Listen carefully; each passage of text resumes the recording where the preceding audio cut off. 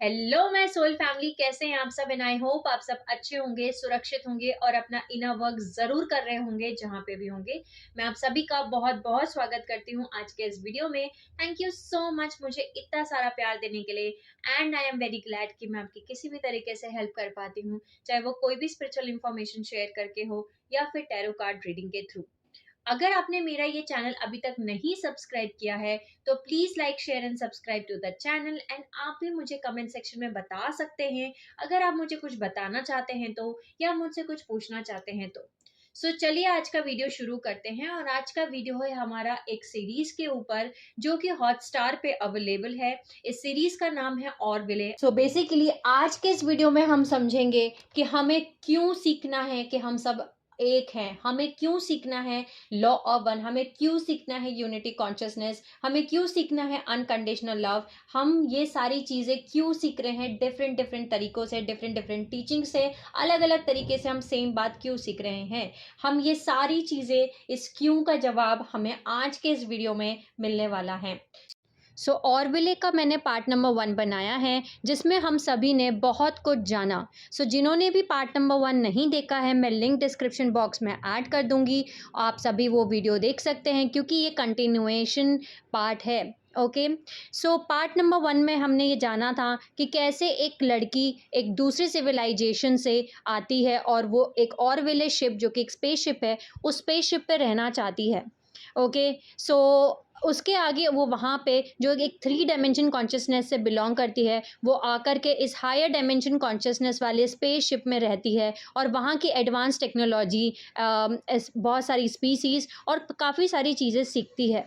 अब इसके आगे हम जानते हैं और चलिए शुरू करते हैं आज का वीडियो। अब इतना समझने के बाद जो लड़की है वो बहुत ज़्यादा परेशान हो चुकी है क्योंकि वो प्रोसेस नहीं कर पा रही 3D कॉन्शियसनेस में। और वो यही बात समझ रही है कि उसका जो प्लैनेट है उसमें बहुत कुछ जो है वो प्रॉब्लम्स हैं, वो सर्वाइवल में फंसे हुए हैं और यहाँ पे इतनी सारी एडवांस टेक्नोलॉजीज़ हैं और ये लोग शेयर नहीं कर रहे हैं और उसे अच्छा नहीं लग रहा। ओके, उसे अच्छा नहीं लग रहा। और इसके बाद में वो उसी थॉट प्रोसेस में है और यहाँ पे नेक्स्ट सीन शुरू होता है।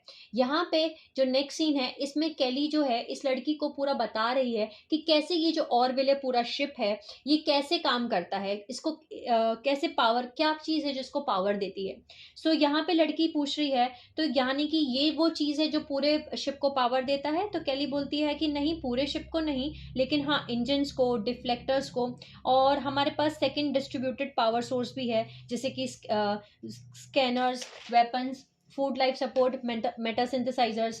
वो ये सब बता रही है। तो केली देखती है कि लड़की जो है वो अपसेट है, वो दुखी है, वो परेशान है, वो प्रोसेस नहीं कर पा रही है, वो ठीक नहीं लग रही है।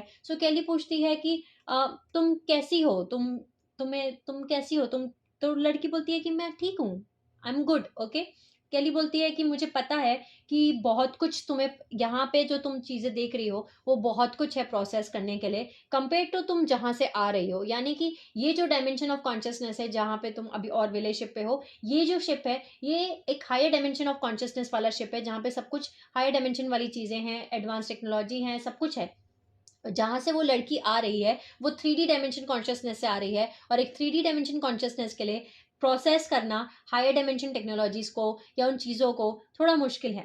तो लड़की बोलती है कि वो अभी भी यहाँ पे लड़की जो है वो केली को कन्विंस करने की कोशिश कर रही है, समझाने की कोशिश कर रही है। और वो क्या समझा रही है कि जो लड़की है वो बोलती है कि ऐसा नहीं है कि मेरे प्लेनेट पे लोग बुरे हैं, ऐसा नहीं है, लोग बुरे नहीं हैं, पर ऐसा है कि वो इतना ज़्यादा परेशान है सर्वाइवल के लिए कि वो भूल गए हैं जीना। ओके, और उनके लिए बहुत मुश्किल है कि किसी और तरीके से भी हम जी सकते हैं, ये समझना, ये याद करना उनके लिए ये चीज़ मुश्किल है। ओके, सभी, और कुछ उसमें से ऐसे भी हैं जो गुस्सा हैं। ओके, हर किसी पे वो गुस्सा होते रहते हैं और उसमें से किसी के पास कुछ ऐसे लोग हैं जो बिल्कुल सही गुस्सा हो रहे हैं सही रीजंस की वजह से, लेकिन कुछ ऐसे हैं जो बिना किसी रीजन के गुस्सा हो रहे हैं। ओके, यहाँ पे वो लड़की बताने की कोशिश कर रही है कि उसके प्लेनेट पे ऐसा नहीं है कि लोग बुरे हैं, बट बेसिकली वो जो लोग हैं वो इतने ज़्यादा मेस्ड अप हैं, इतने ज़्यादा बेचारे फंसे हुए हैं सर्वाइवल चीज़ों में कि वो सिर्फ एक ही तरीके से जीना जानते हैं। उन्हें नहीं पता ताकि पैसे के अलावा भी और भी तरीके हो सकते हैं जिससे आप अपनी सिविलाइजेशंस में आप डेवलप कर सकते, आप रह सकते हो, आप सर्वाइव कर सकते हो, और भी तरीके हैं। वो ये समझाने की कोशिश कर रही है। सो केली पूछती है कि क्या तुम खुश हो कि तुमने अपना प्लैनेट छोड़ा और तुम यहाँ पे रह रही हो। सो लड़की बोलती है कि मुझे गिल्ट फील हो रहा है, मेरे को गिल्टी फील हो रहा है। ओके, तो केली बोलती है कि तुम्हें गिल्टी क्यों फील हो रहा है। लड़की बोलती है कि देखो, इस जगह को देखो। ओके, ये एक यूटोपिया है। यूटोपिया यानी कि ये एक स्वर्ग है, एक हेवन है। ओके, यहाँ पे कोई गरीबी नहीं है, कोई भुखमरी नहीं है, कोई भूखा नहीं मर रहा। यहाँ पे सबके पास खाना है, सब, कोई गरीबी नहीं है, और हर चीज जो आपको चाहिए वो आपको यहाँ पे मिल रही है। ओके, यानी आपको जो भी चीज चाहिए, आपको सब कुछ यहाँ पे, आपकी जो भी नीड्स हैं, जो भी रिक्वायरमेंट्स हैं, सब कुछ पूरी हो रही हैं। ओके, सो और तुम यहाँ पे इस शिप पे बहुत सारी एलियन स्पीसीज हैं, यानी डिफरेंट डिफरेंट स्पीसीज हैं, डिफरेंट डिफरेंट डायमेंशन से, डिफरेंट डिफरेंट गैलेक्सी से, यूनिवर्स से, जो एक साथ काम कर रही हैं परफेक्ट हार्मनी में। यानी कि कोई किसी से लड़ नहीं रहा, कोई किसी से जेलस नहीं हो रहा। ओके, सब एक साथ एक दूसरे के साथ में मिल के अच्छे से काम कर रहे हैं। ओके, सो केली बोलती है कि नहीं, ऐसा नहीं है, हमेशा हर चीज परफेक्ट नहीं होती है, यहाँ पे भी चीजें बिगड़ती हैं।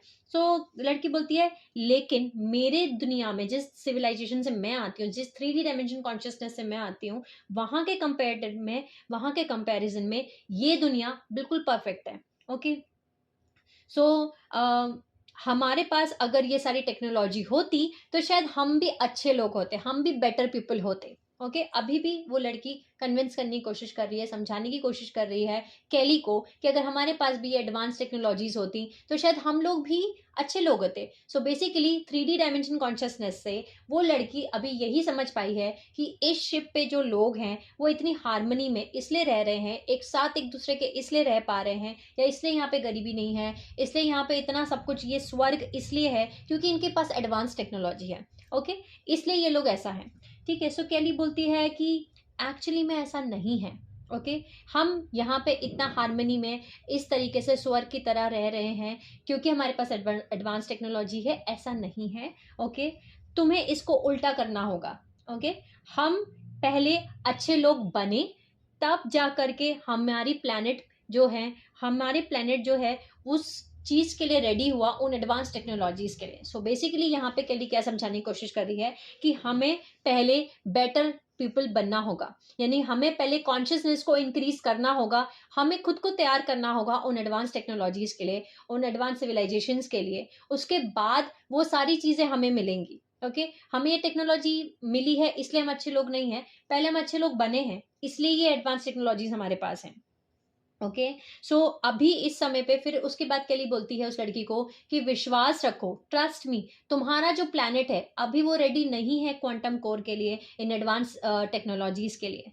सो जो कुछ भी तुमने मुझे बताया है तुम्हारे प्लैनेट के बारे में, अगर ये एडवांस टेक्नोलॉजी या क्वांटम कोर, ये सारी चीजें अभी तुम्हारे प्लैनेट को दे दी जाती हैं तो तुम्हारा प्लैनेट ये सब पूरा प्लैनेट को डिस्ट्रॉय कर देगा बिट्स में, यानी कि टुकड़ों में। ओके, सो तुम्हें वो एक बार सीख लें कि कैसे एक दूसरे के साथ रहना है, कैसे एक दूसरे के साथ काम करना है, कैसे वो डेवलप करें एक जेन्युइन इन्वेस्टमेंट एक दूसरे की ग्रोथ पे, तब वो गुड होंगे।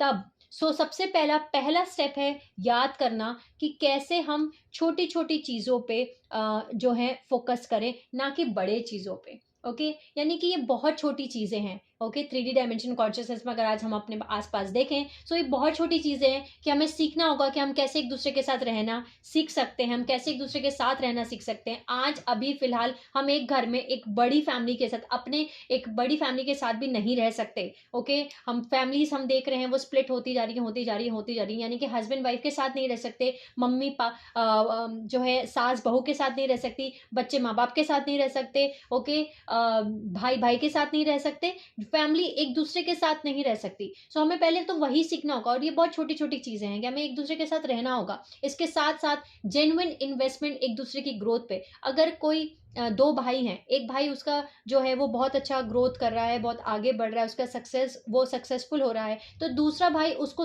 उसकी खुशी में खुश होने के बजाय आज अभी 3D डायमेंशन कॉन्शियसनेस में जेलस होगा, वो सोचेगा कि कैसे उसको पीछे खींचे। ओके, सो बेसिकली कैली यहाँ समझा रही है कि एक डेवलपिंग सिविलाइजेशन को पहले इन छोटी छोटी चीज़ों पे फोकस करना होगा, बजाय बड़े गोल्स के कि उन्हें एडवांस टेक्नोलॉजी पे फोकस करने के। उन्हें उन छोटी छोटी चीज़ों को सीखना होगा। ओके, सो तब आप सब कुछ आपको सीखना होगा कि आप सब सेम हो, आप सब यूनिटी कॉन्शियसनेस को आपको समझना होगा, आपको लॉ ऑफ वन सीखना होगा, आपको अनकंडीशनल लव सीखना होगा।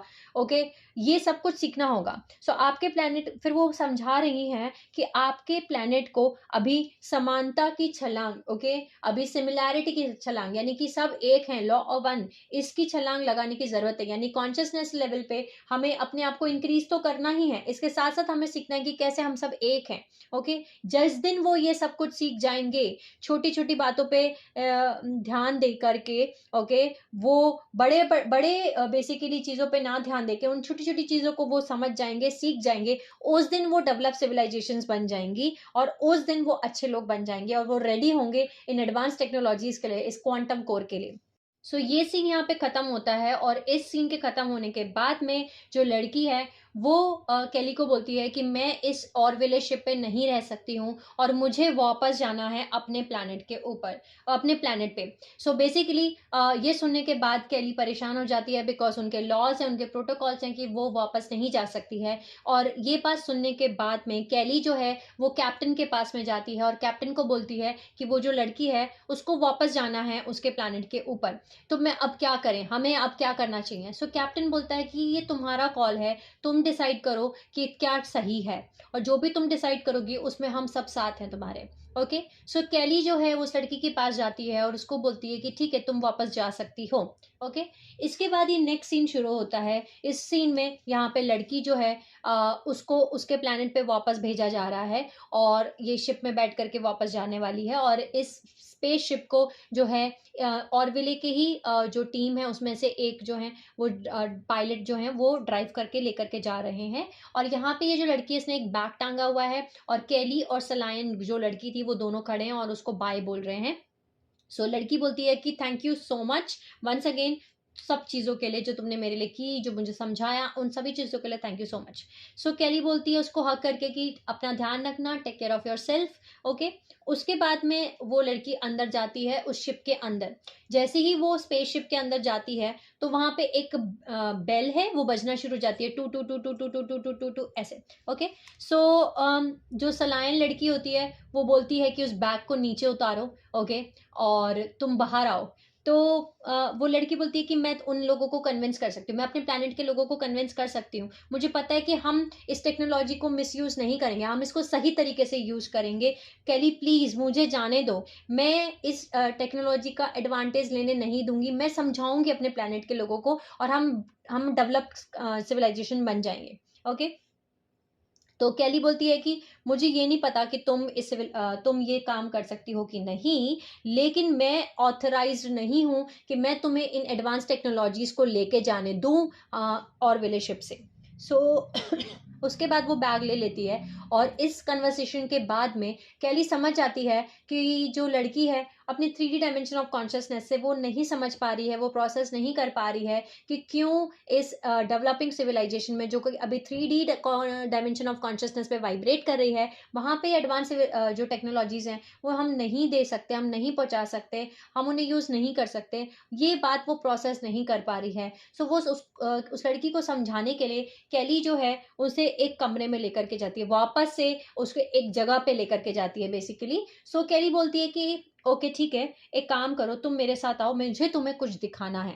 ओके, सो वो लोग फिर से एक रूम में पहुंच जाते हैं। अब ये जो रूम है ये एनवायरमेंटल सिमुलेटर है अगेन। सो इस एनवायरमेंटल सिमुलेटर में जब वो लोग पहुंच जाते हैं तब कैली फिर से कमांड देती है कंप्यूटर को और कंप्यूटर बोलता है प्लीज सेलेक्ट अ प्रोग्राम, यानी कि एक प्रोग्राम को सिलेक्ट करो। कैली बोलती है जेंडल 3 सरका 2235 स्टैंडर्ड कैलेंडर। ओके, जैसी वो कमांड देती है जो सिमुलेटर है वो क्रिएट कर देता है उस एनवायरनमेंट को, ओके, उस जगह को जिस जगह का वो इंस्ट्रक्शन देती है कैली। ओके, सो कैली बोलती है कि ये थर्ड प्लैनेट था जेंडल सिस्टम में, अबाउट 600 लाइट ईयर्स तुम्हारी दुनिया से, यानी कि तुम्हारे प्लैनेट से 600 लाइट ईयर्स दूर ये एक थर्ड प्लैनेट है जिस जेंडल सिस्टम में।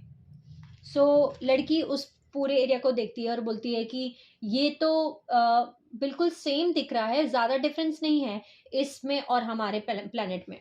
केली बोलती है कि नहीं, ज़्यादा डिफरेंस नहीं है, सिर्फ एक ही चीज़ है, डिफरेंस है कि ये जो है इस लेवल का इंडस्ट्रियलाइजेशन इन्होंने 200 साल पहले अचीव कर लिया तुम्हारी प्लैनेट पे, यानी कि तुम्हारे प्लैनेट ने 200 साल के बाद जो डेवलपमेंट किया, इन्होंने 200 साल पहले वो चीज़ डेवलपमेंट कर लिया। और ये ऐसा कुछ दिखते थे अर्ली 23rd सेंचुरी में। ओके, ये प्लैनेट इस तरीके से दिखता था अर्ली 23rd सेंचुरी में। ओके, इसके बाद कैली जो है कंप्यूटर को फिर से एक कमांड देती है और बोलती है एडवांस टाइमलाइन टू 2240, यानी कि वो कमांड देती है और उसके बाद वो सिमुलेटर जो है वो फिर से चेंज कर देता है उस चीज़ को। और वो लड़की देखती है और वो देख के बोलती है कि डर जाती है और बोलती है कि ये क्या हुआ, क्योंकि अब जो एनवायरनमेंट है वो पूरा जो सिविलाइजेशन है वो तबाह हो चुका है, डिस्ट्रॉय हो चुका है। और वो जो लड़की है वो पूछती है कि ये क्या हुआ। ओके, ये क्या हुआ, ये किसने किया। तो केली बोलती है कि हमने किया। ओके, केली बोलती है ये हमने किया। और ये वो टाइमलाइन है, ये वो सीन है जहां वो बता रहे हैं एटलांटिस फ्लड टाइमलाइन के बारे में, ये बता रहे हैं लिमोरिया टाइमलाइन फ्लड के बारे में, बट बहुत स्पेसिफिकली एटलांटिस फ्लड टाइमलाइन के बारे में।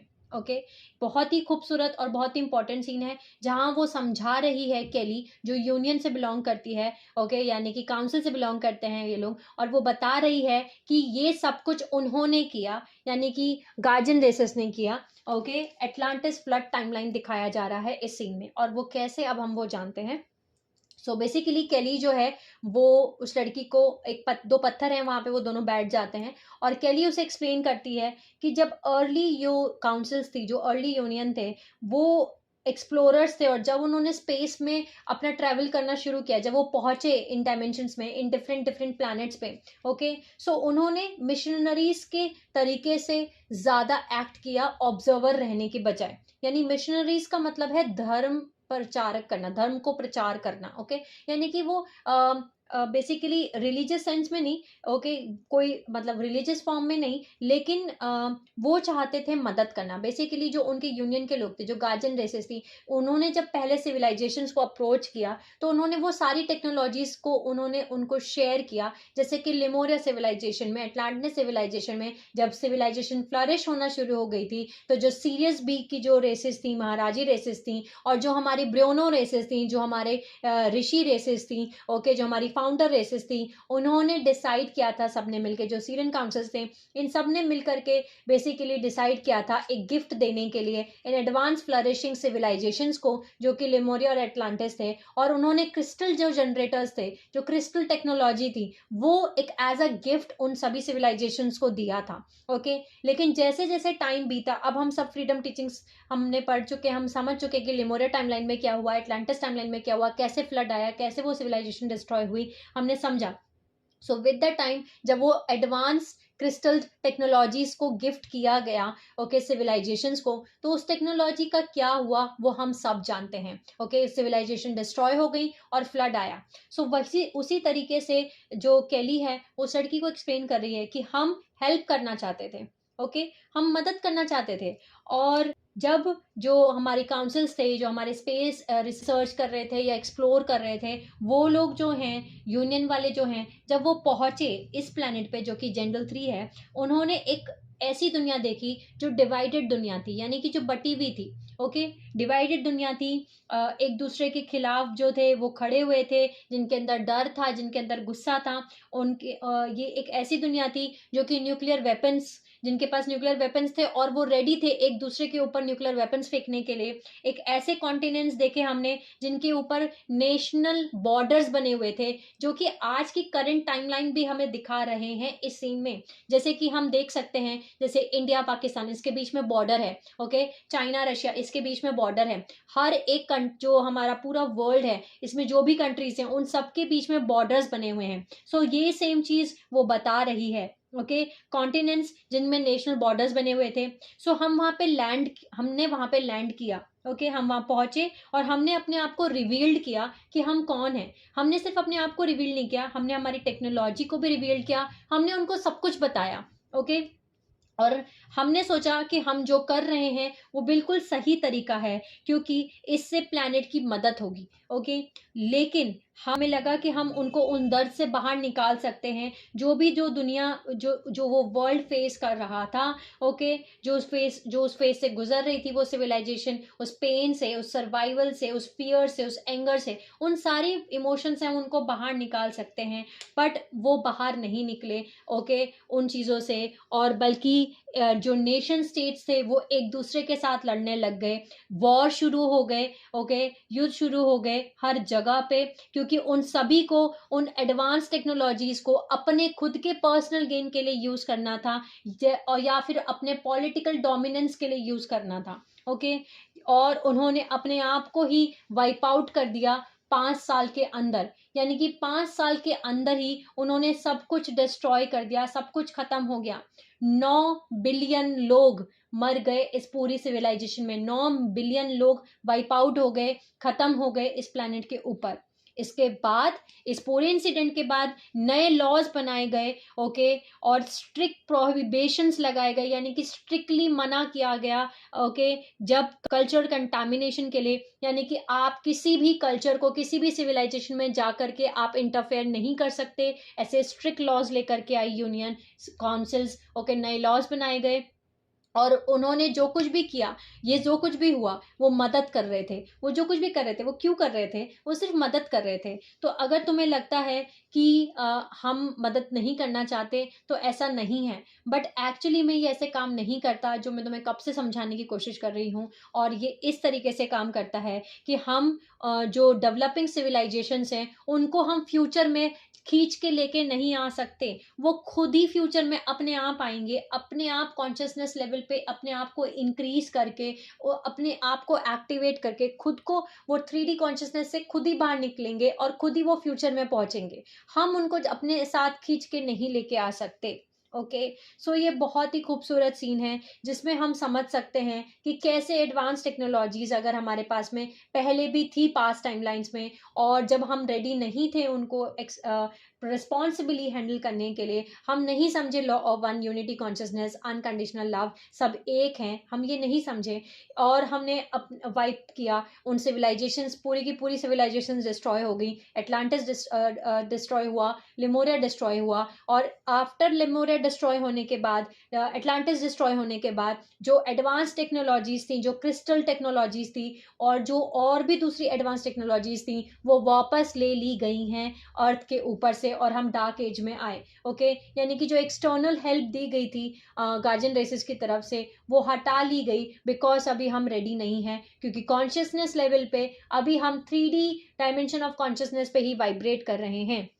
ओके, सो आज के इस वीडियो में हमने सीखा कि क्यों ज़रूरी है, क्यों हम अलग अलग तरीके से सीख रहे हैं कि unconditional love, okay, law of one, unity consciousness. अगर आज हम देखें तो अनकंडीशनल लव का मतलब भी हमें समझना होगा। अगर आज हम सब कुछ शेयर करना शुरू कर दें, अनकंडीशनल लव सिर्फ एक दूसरे से प्यार करना ही नहीं है। अनकंडीशनल लव मतलब सब कुछ, मैं बिना किसी कंडीशन के सब कुछ अगर शेयर कर रही हूँ, अपने रिसोर्सेज, खाना पीना, घर, कपड़े, सब कुछ अगर मैं शेयर कर रही हूँ आप सबके साथ में, अगर हम सब एक दूसरे के साथ वो सब कुछ शेयर करना शुरू कर दें, और सेम वैसे ही जैसे हम अपने लिए चीजें कर रहे हैं, तो आज हम सब उस 3D डायमेंशन ऑफ कॉन्शियसनेस से बाहर निकल जाएंगे। लेकिन हमें वहां पहुंचने के लिए अपना 4th DNA, अपना हार्ट चक्रा, वो ओपन करना होगा, और हमें समझना होगा कि हम सब कैसे एक हैं। इसीलिए हम अलग अलग अलग अलग टीचिंग से जो है एक ही बात समझने की कोशिश कर रहे हैं कि हम सब कैसे एक ही सोल हैं, हम कैसे एक बड़ा, एक वन बिग कॉन्शियसनेस हैं। ओके, उस सुपर सोल का, जो कि डिवाइन है, जो सोर्स है, जो गॉड है, जो भगवान है, चाहे आप उसे कोई भी नाम ले लीजिए। ओके, कोई भी नाम दे दीजिए उन्हें, पर वो एक, उस डिवाइन का ही हम सारे के सारे एक सोल्स हैं, जो हम मिलकर के हम सब इक्वल हैं। हम कैसे एक दूसरे, हम एक ही हैं, हम यूनिटी कॉन्शियसनेस, हम ये सब कुछ इसलिए सीख रहे हैं, हमें को क्रिएट करना है एक दूसरे के साथ मिलके। सो ये सारी चीज़ें थी। और हम ये भी समझ, आज के इस वीडियो से हम ये भी समझ पाए कि क्यों गार्जियंस इंटरवीन नहीं कर रहे।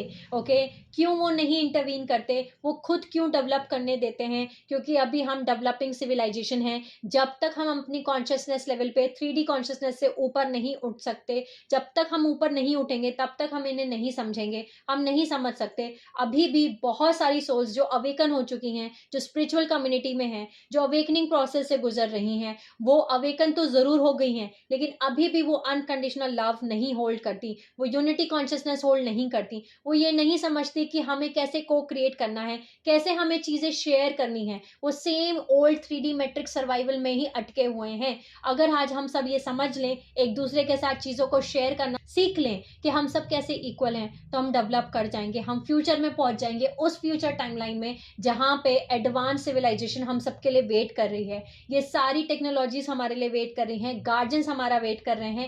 एक्चुअली में ये सब कुछ हमारे ऊपर ही डिपेंड करता है, हम सभी कलेक्टिव कॉन्शियसनेस पे, कि हम कैसे अपने आप को उस चीज के लिए रेडी करें। ओके, हम कैसे अपने आप को रेडी करें उस कॉन्शियसनेस लेवल पे, अपने DNA लेवल पे। ओके, ताकि हम को क्रिएट कर सकें एक दूसरे के साथ मिल करके। ओके, और उस एडवांस टेक्नोलॉजीज और एडवांस सिविलाइजेशन में हम रह सकें। ओके, आज का जो वीडियो था वो बहुत ही इंपॉर्टेंट था हर एक सिंगल सोल के लिए अर्थ के ऊपर, कि कैसे हमें इन सब चीज़ों को सीखना है और क्यों सीखना है। ये बहुत इंपॉर्टेंट है। Unconditional love, law of one, को क्रिएशन, चाहे हम स्टार सीड्स हैं, चाहे हम अर्थ सीड्स हैं, इसीलिए हायर DNA कैरी कर रही हैं सोल्स, जैसे कि स्टार सीड्स, ऋषि आइडेंटिटी कॉन्शियसनेस, या इंडिगोज, या फिर असेंडेड मास्टर्स जो इनकारनेट होकर के अर्थ पे आ रही हैं, दूसरी सोल्स अर्थ के ऊपर, वो वापस से उन्हीं टीचिंग्स को लेकर के आ रही हैं, उस ट्रुथ को लेकर के आ रही हैं, उन सभी चीज़ों को वापस लेके आ रही हैं, और अपने अपने तरीके से एक ही चीज़ समझा रही हैं कि हम सभी को कैसे एक दूसरे के साथ में, बहुत छोटे छोटे जो कॉन्सेप्ट्स हैं, एक दूसरे के साथ रहना सीखना होगा बिना लड़े। ओके, हमें सीखना होगा। इसके साथ साथ हम सीख रहे हैं अपनी खुद की सोल जर्नी से, हम सभी सीख रहे हैं अपनी खुद की सोल जर्नी से, कि कैसे कैसे हम आगे बढ़ सकते हैं, सीखते हुए कि हम सभी एक हैं। हम कैसे यूनिटी कॉन्शियसनेस को सीखते हुए आगे बढ़ सकते हैं उस फ्यूचर में, जहाँ पे हम दोबारा से एक्सेस कर सकते हैं उन एडवांस टेक्नोलॉजीज को, जहाँ हम हायर डायमेंशन ऑफ कॉन्शियसनेस में रह सकते हैं। ओके, जहाँ पे हम सीख चुके होंगे कि कैसे को क्रिएट करना है डिवाइन के साथ, और कैसे फ्लरिश करना है एक सिविलाइजेशन के तौर पे, फ्लरिश करना है कॉन्शियसनेस लेवल पे, फ्लरिश करना है DNA लेवल पे, फ्लरिश करना है प्लानिटरी लेवल पे, फ्लरिश करना है गैलेक्टिक लेवल पे, फ्लरिश करना है यूनिवर्सल लेवल पे, या मैं बोलूं फ्लरिश करना है हर एक लेवल पे।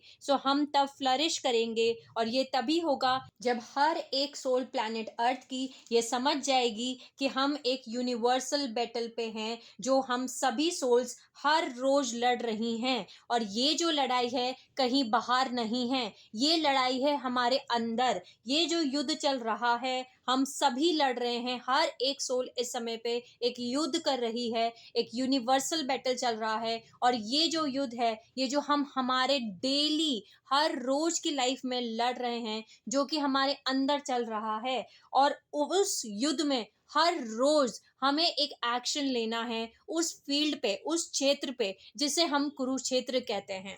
ओके, हमें एक्शंस लेने हैं और हमें फाइट करना है कुरुक्षेत्र का युद्ध हर रोज। ओके, आइए अब समझते हैं कि कुरुक्षेत्र का मतलब क्या है। कुरुक्षेत्र का मतलब है, कुरु यानी कि विकेड, इम्पल्सिव, मेंटल और सेंस टेंडेंसी जो होती हैं, जो अकर होती हैं, जो पैदा होती हैं because of the blind mind. Okay, because of ego. और क्षेत्र का मतलब है एरिया, फील्ड। ओके, अब इसको और अच्छे से समझते हैं।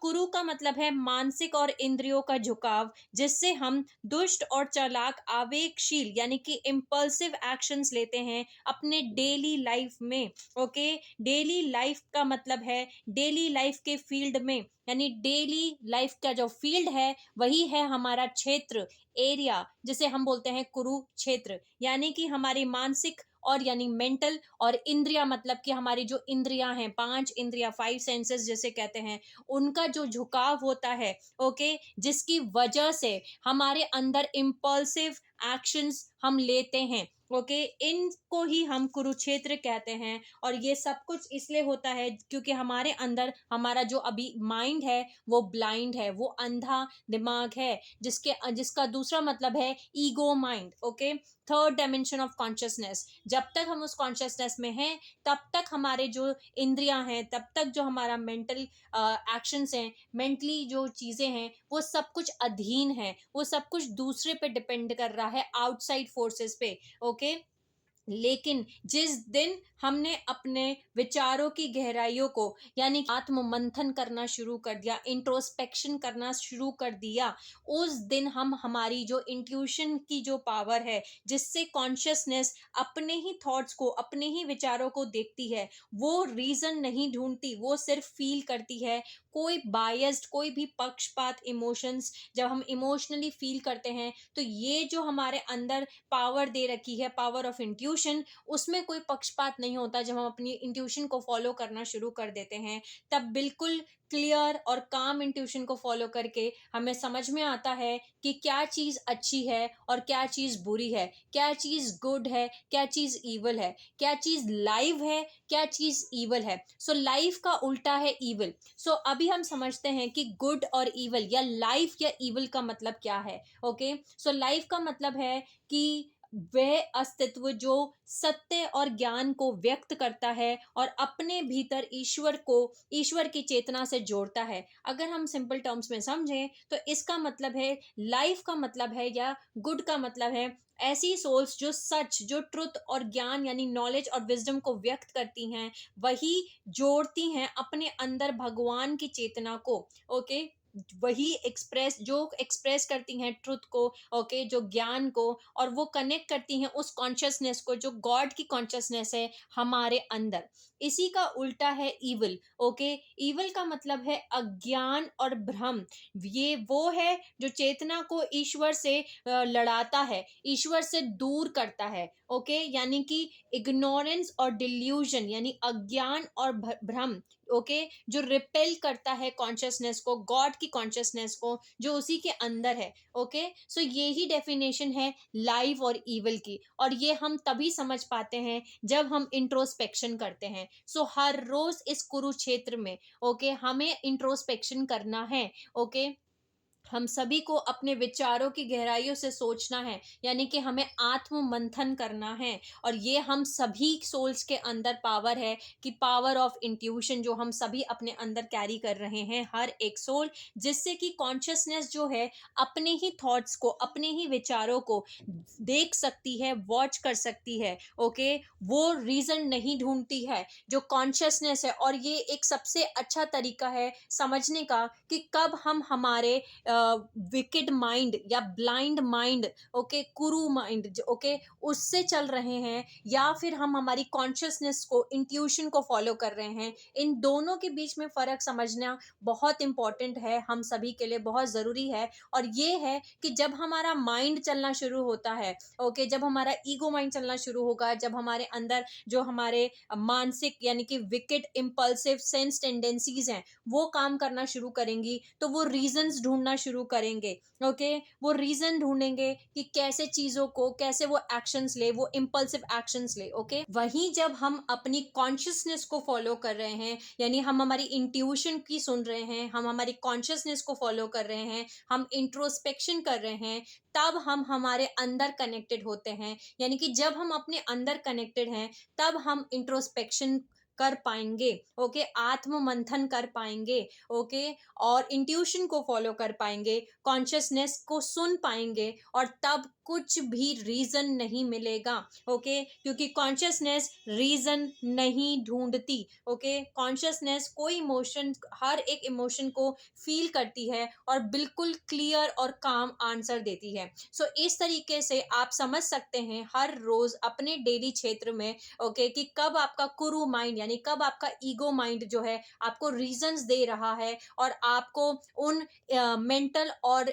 सेंस टेंडेंसीज यानी कि इंद्रियों में फंसा करके उन इम्पल्सिव टेंडेंसीज को, इम्पल्सिव एक्शंस को लेने के लिए बोल रहा है। ओके, और या फिर आप अपने अंदर कनेक्टेड हैं और आप इंट्रोस्पेक्शन कर पा रहे हैं और अपनी इंट्यूशन की पावर को फॉलो करते हुए आप अपनी कॉन्शियसनेस को सुन पा रहे हैं, और जो कॉन्शियसनेस है वो आपको फील करके, आपके थॉट्स को इंट्रोस्पेक्ट करके, जीरो पॉइंट में जाकर के देख के आपको आंसर दे रही है। और तब आपके जो सेंसेस हैं, ओके, वो आपको कंट्रोल नहीं कर रहे हैं, आप सेंसेस को कंट्रोल कर रहे हो। अब आप आपकी सोल को सुन रहे हो और तब आप एक्शंस ले रहे हो।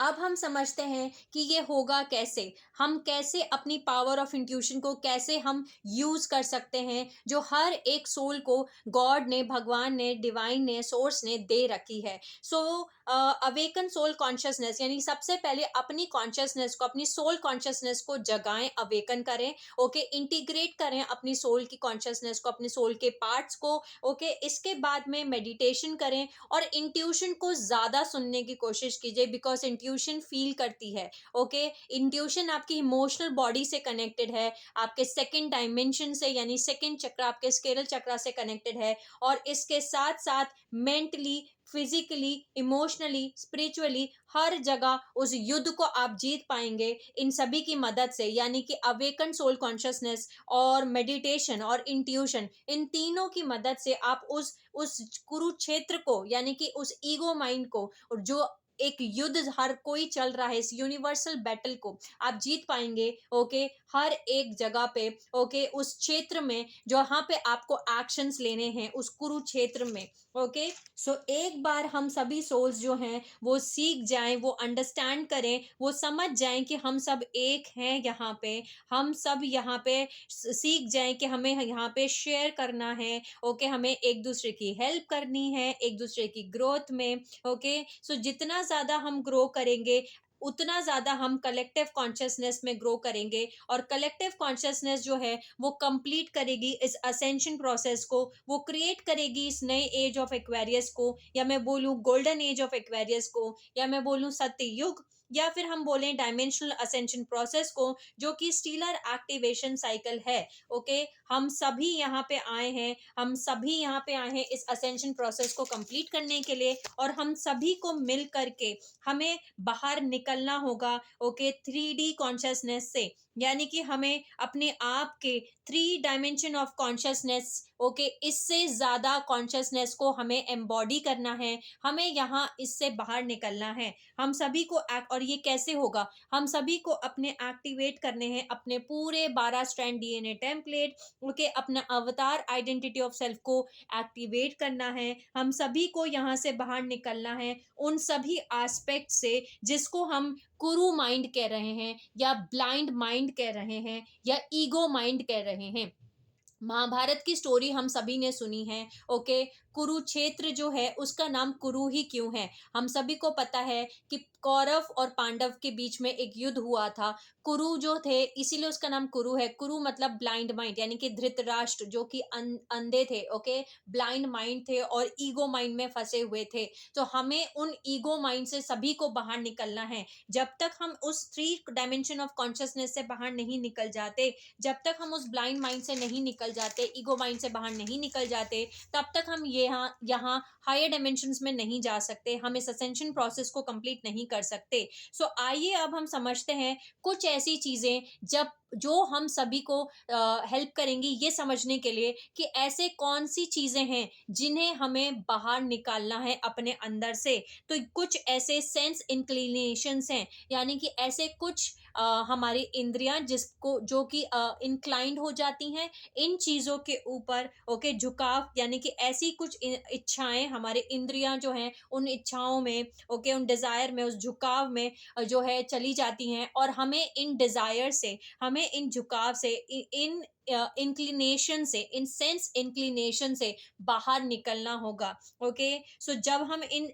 सेंस इंक्लिनेशन से बाहर निकलेंगे तब हम इस 3D डायमेंशन ऑफ कॉन्शियसनेस से बाहर आ जाएंगे। ओके, हायर डायमेंशंस में जाएंगे, और यही चीज गीता में कृष्ण जो हैं वो अर्जुन को सिखा रहे हैं, समझा रहे हैं। सो कुछ सेंस इंक्लिनेशंस जो कि हमारे ईगो माइंड के हैं, ब्लाइंड माइंड के हैं, जिन्हें हमें रिमूव करना है, जिनसे हमें लड़ना लड़ना है, ओके, वो कहीं बाहर जाके लड़ना नहीं है, वो सब कुछ हमारे अंदर ही है। ये जितने भी सेंस इंक्लिनेशंस के बारे में अभी हम बात कर रहे हैं, ये सभी 3D डायमेंशन ऑफ कॉन्शियसनेस में आते हैं, ये सभी ब्लाइंड माइंड के पार्ट्स हैं, ओके, ये सभी जो है सेंस इंक्लिनेशंस हैं, जिन्हें हमें बाहर लड़ना नहीं है, अपने अंदर ही लड़ना है। ये सब कुछ इंटरनल है, ओके, ये हम सबके अंदर है, और हर एक सिंगल सोल को, हर एक सिंगल पर्सन को फाइट करना है, लड़ना है, अपना खुद का युद्ध, कुरुक्षेत्र का युद्ध, अपना खुद का बैटल, जो कुरुक्षेत्र का बैटल है, ओके। ये एक वॉर है जो आज नहीं तो कल आप सबको जीतना ही है, और ये तभी आप जीतेंगे जब उसका डिवाइन ऑर्डर होगा, जब वो डिवाइन टाइमिंग पे, डिवाइन ऑर्डर पे, जो कि यूनिवर्स के हिसाब से होगा, ओके। लेकिन ये इटर्नल रिलेशनशिप है सोल और गॉड के बीच में, ओके, या भगवान और आत्मा के बीच में। ये एक ऐसा युद्ध है, ये एक ऐसा वॉर है जो आज नहीं तो कल आप सभी को, हम सभी को जीतना है, ओके। चाहे ये हमारा फ्री विल है कि चाहे हम इस युद्ध को, ओके, अभी इसी जन्म में खत्म करें जीत के, ओके, या फिर हम इस वॉर को कंटिन्यू करें आगे की आने वाली लाइफ टाइम्स में, और तब हम जीतें। लेकिन आज नहीं तो कल हर एक सोल को इस युद्ध को जीतना है, ओके। इस युद्ध का मतलब है आज नहीं तो कल हर एक सोल को इस 3D डायमेंशन ऑफ कॉन्शियसनेस से बाहर निकलना ही है। हर एक सोल को, हर एक आत्मा को इस 3 डायमेंशन ऑफ कॉन्शियसनेस से बाहर निकल के हायर डायमेंशन ऑफ कॉन्शियसनेस को एम्बॉडी करना ही है, चाहे वो इस लाइफ टाइम में करे या फिर आने वाले लाइफ टाइम्स में। ये उनका फ्री विल है। सो हम सभी को अपनी इंद्रियों से, की इच्छा से, डिजायर से, झुकाव से बाहर आना होगा, ओके। सो चलिए जानते हैं ऐसे कौन से सेंस इंक्लिनेशंस हैं, ओके, ब्लाइंड माइंड के, ईगो माइंड के, जिनसे हम सभी सोल्स को बाहर आना है। सो सबसे पहले है मटेरियल डिजायर, यानी कि भौतिक इच्छाएं। अगर ये हमारे अंदर है तो हमें यहाँ से बाहर आना है, ओके। सेकंड है एंगर, ओके, यानी कि गुस्सा। थर्ड है ग्रीड, ओके, यानी कि लालच। नेक्स्ट है एवरियंस, ओके, एवरिस यानी कि लोभ। नेक्स्ट है हेट, यानी कि नफरत। नेक्स्ट है जेलेसी, यानी कि ईर्ष्या करना, यानी जलन होना। उसके बाद है विकेडनेस, यानी कि दुष्टता। इसके बाद है लस्ट, यानी कि वासना। इसके बाद है सेक्स अटैचमेंट, यानी कि काम वासना। इसके बाद है अब्यूज, यानी कि दुर्व्यवहार करना। नेक्स्ट है प्रोमिसिटी, यानी कि अभेद या संकीर्णता। नेक्स्ट है डिसऑनेस्टी, यानी कि बेईमानी। इसके बाद है मीननेस, यानी कि दरिद्रता। इसके बाद है क्रुएलिटी, यानी कि क्रूरता। इसके बाद है इल विल, यानी कि द्वेष रखना, बैर रखना, ओके। इसके बाद है डिजायर टू हर्ट अदर्स, यानी कि दूसरों को चोट पहुंचाने की इच्छा, ओके। सो नेक्स्ट है डिस्ट्रक्टिव इंस्टिंक्ट, यानी कि विनाशकारी प्रवृत्ति, ओके। नेक्स्ट है अनकाइंडनेस, यानी कि कठोरता। नेक्स्ट है harshness of speech and thought, okay. इसका मतलब है कठोर आलोचना करना, यानी कि वाणी और विचार की कठोरता, ओके। नेक्स्ट है इम्पेशेंट, यानी इम्पेशंस, यानी कि इम्पेशंस का मतलब है बेसब्री, ओके, या फिर अधीरता, ओके। नेक्स्ट है कवर्टनेस, यानी कि लालचीपना, ओके, या लालचीपन, ओके। नेक्स्ट है सेल्फिशनेस, यानी कि स्वार्थ। इसके बाद है एरोगेंस, यानी कि अहंकार। इसके बाद है कॉन्सीट, यानी कि गुमान करना, ओके, दम भरना या फिर गुमान करना। इसके बाद है प्राइड ऑफ कास्ट और सोशल बर्थ, यानी कि अपनी जाति पर गर्व करना। इसके बाद है रेशियल प्राइड, यानी कि जाति गौरव। इसके बाद है फॉल्स सेंस ऑफ डेलेसी, ओके, यानी कि झूठी भावना, विनम्रता की झूठी भावना, ओके। इसके बाद है हाई हैंडेडनेस, यानी कि घमंडी होना। इसके बाद है सॉसी टेम्पर, यानी कि धूर्त स्वभाव। इसके बाद है इम्पुडेंस, यानी कि बेशर्मी। इसके बाद है इल फीलिंग, यानी कि अस्वस्थता। इसके बाद है क्वेरलसम एटीट्यूड, ओके, जिसका मतलब है झगड़ालू रवैया, या जिन्हें कलह बहुत ज्यादा पसंद होता है, कलह प्रिय, ओके। इसके बाद है इनहार्मोनियसनेस, यानी कि मिलजुल कर ना रहना। नेक्स्ट है रिवेंजफुलनेस, यानी कि प्रतिशोध लेना। नेक्स्ट है सेंसिटिव फीलिंग्स, यानी कि संवेदनशील भावनाएं। इसके बाद है फिजिकल लेजीनेस यानी कि शारीरिक आलस्य। ओके, इसके बाद में है स्वेरिंग यानी कि कसम खाना या शपथ ग्रहण करना। इसके बाद है इमोडरेशन यानी कि असंयम, यानी कि संयम में ना रहना, संयम ना होना। टू मच स्लीपिंग यानी कि बहुत ज्यादा सोना। टू मच ईटिंग यानी बहुत ज्यादा खाना। डिसुमुलेशन यानी कि छल करना, छिपाना, अपनी भावनाओं और विचारों को छुपाना। प्रीटेंस ऑफ गुडनेस यानी अच्छाई का दिखावा करना। पार्शियलिटी यानी कि पक्षपात करना। डाउट यानी कि संदेह करना या शंका करना। इसके बाद है मोरोसेंसिस यानी कि मलिनता या रूखापन। इसके बाद है पेसिमिज्म यानी कि निराशावाद। बिटरनेस कड़वाहट रखना। डिससेटिस्फेक्शन असंतोष। नेक्स्ट है शनिंग गॉड यानी कि भगवान को त्यागना या भगवान का बहिष्कार करना। पोस्टपोनिंग मेडिटेशन यानी कि ध्यान को स्थगित करना। डिल्यूजन यानी कि भ्रम। डिसीटफुल यानी धोखेबाजी। ईगोटिज्म यानी कि अहंकार। इसके बाद है वरी यानी कि चिंता करना या फिर चिंता होना, चिंतित होना। सुपरटिशन अंधविश्वास। लैक ऑफ इनिशिएटिव यानी कि पहल की कमी।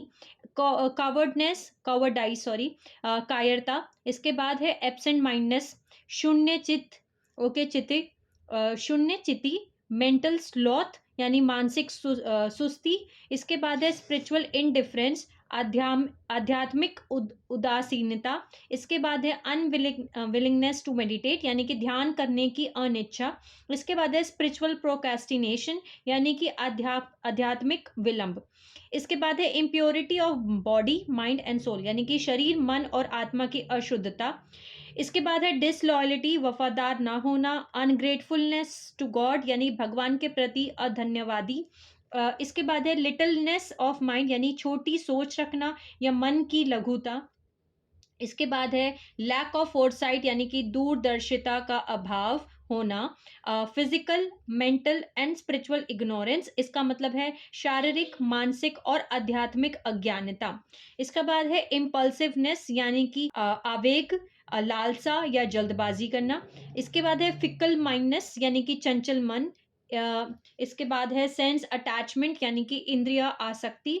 इसके बाद है इंजॉयमेंट इन सीइंग इवल यानी कि बुराई को देखने में आनंदित होना यानी आनंद महसूस करना। लिसनिंग टू इवल यानी कि बुराई को सुनना। Testing evil and smelling evil यानी कि बुराई का स्वाद चखना, बुराई को टच करना, बुराई को स्मेल करना। ओके, इसके बाद है thinking, willing, feeling, speaking and remembering and doing evil यानी कि सोचना, इच्छा करना, महसूस करना, बोलना, याद करना या फिर इविल की तरह यानी बुराई की तरह ही व्यवहार करना। इसके बाद है fear of disease and death यानी कि बीमारी और मौत का डर। सो बेसिकली हम सभी को अपने अंदर से इन सेंस इंक्लिनेशंस यानी कि इन इंद्रियों का जो झुकाव है, इन इंद्रियों का जो इच्छा है, डिजायर्स हैं, जो 3D कॉन्शियसनेस में स्टक है, जो लोअर 3 चक्रास हैं, इन सभी चीजों से, इन सभी से बाहर निकलना होगा। ओके, और एक बार हम सीख जाएंगे, हम सब, हमें समझ में आ जाएगा, हमें चेक करना है इन सभी चीज़ों को, लिस्ट को। हो सकता है इससे ज़्यादा भी चीज़ें हों, सो मैंने कोशिश करी है जितना हो सकता है मैं कवर करूं इन सभी इमोशंस को जो 3D डायमेंशन ऑफ कॉन्शियसनेस में हमें स्टक करके रखती हैं। हम सभी को इन सभी चीज़ों से बाहर निकलना है, अपने अंदर इंट्यूशन की जो पावर है उसको फॉलो करके, कॉन्शियसनेस को सुन के, ओके, फाइट करना है, लड़ना है उस युद्ध को जिसे हम कुरुक्षेत्र कह रहे हैं, अपने इस ईगो माइंड से, ओके, अपने इस ब्लाइंड माइंड से बाहर निकलना है और सुपर कॉन्शियस माइंड में बनना है। ओके, यानी कि हमारे हर डायमेंशन पे हमारे माइंड प्रेजेंट है। सो हमारे जो हायर माइंड्स हैं उन्हें इंटीग्रेट करके उन्हें एक्टिवेट करना है। और जिस दिन हम सब ये सब कर लेंगे उस दिन हम as a civilization, as a dimension consciousness, stellar activation cycle, golden age of Aquarius, Satyuga, इन सबको हम कंप्लीट कर लेंगे। हम असेंशन प्रोसेस को कंप्लीट कर लेंगे। हम सीख जाएंगे कि हमें एक दूसरे के साथ कैसे रहना है, क्योंकि अब हम 3rd डायमेंशन ऑफ कॉन्शियसनेस से बाहर निकल चुके हैं। आई होप आप सब समझ पाए होंगे कि हम क्यों क्यों सीख रहे हैं लॉ ऑफ वन, हम क्यों सीख रहे हैं अनकंडीशनल लव, हम क्यों सीख रहे हैं इस सच को कि हम सबको एक दूसरे के साथ रहना आना चाहिए। ओके, सो कोशिश कीजिए कि हम एटलीस्ट अपने घर से शुरू कर सकें। हमारे घर में ही हमारे मम्मी पापा हैं, हमारे बच्चे हैं, हमारे भाई हैं, हमारे बहन हैं। ओके, हमारे ताऊ हैं, चाचा हैं, दादा हैं, दादी हैं, नाना है, नानी है, मौसा है, मौसी है। ये जो हमारी फैमिली है, इमीडिएट फैमिली, जो हमारी 3D फैमिली है, इसके साथ भी अगर हम रहना शुरू कर देते हैं, या ये फैमिली भी इकट्ठा होकर जॉइंट फैमिली की तरह एक दूसरे के साथ रहना शुरू कर देती है, तो यहीं से शुरुआत होना शुरू हो जाएगी उस एडवांस हायर डायमेंशन में जाने के लिए, जहां हम सभी का वेट किया जा रहा है।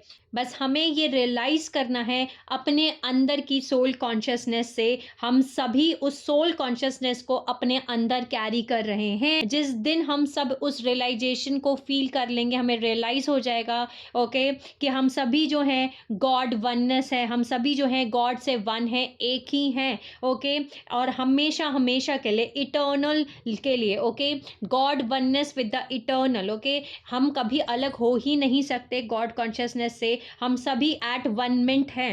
ओके, और बस हम यहाँ डिसेंड हुए हैं इस मोर्टल बॉडी कॉन्शियसनेस में, इस 3 डायमेंशन कॉन्शियसनेस में। उस दिन हम इस 3 डायमेंशन ऑफ कॉन्शियसनेस से बाहर निकल जाएंगे। बस हमें रियलाइज करना है सोल कॉन्शियसनेस को, जो हम सभी के अंदर है। आई होप ये वीडियो आपको सभी को हेल्प करेगा आपकी स्पिरिचुअल जर्नी में किसी न किसी फॉर्म में। Sending you lots of love, healing and happy energies to all my soul family जो ये मेरा वीडियो देख रहे हैं। Take care of your self and I will see you all soon.